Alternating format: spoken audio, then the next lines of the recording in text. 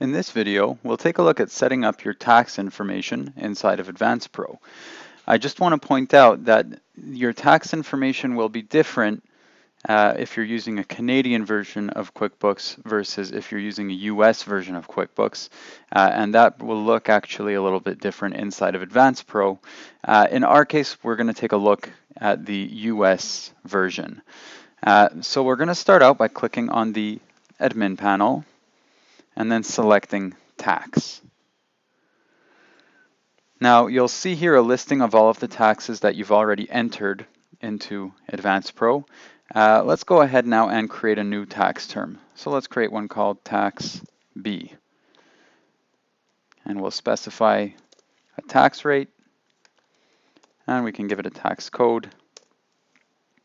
We can also enter a description or any additional information and hit add. This will create that tax in our list of taxes. We can then go ahead and create a combined tax. So this might be applicable if you have a city tax as well as a state tax that you need to charge. So let's go ahead and describe this as a group tax. And we can indicate which, first of all, we need to indicate how many taxes are going to be rolled in here. And we'll select the taxes that are applicable to this combined tax. AdvancePro will automatically fill in the tax rate for you. We can then hit add, and now we've created this new combined tax rate. We can also apply tax term to all customers or apply this tax term to all of our vendors just by clicking on this button over here, and that will set this up as the default tax for all customers in this case. We can also mark a tax term as inactive. So we can do that by clicking on this checkbox and hitting update.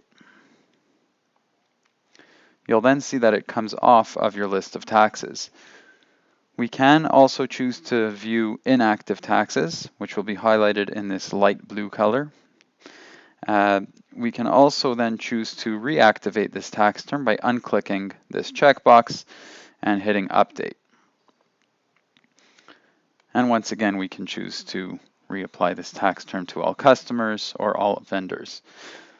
Thank you for watching this AdvancePro video training session.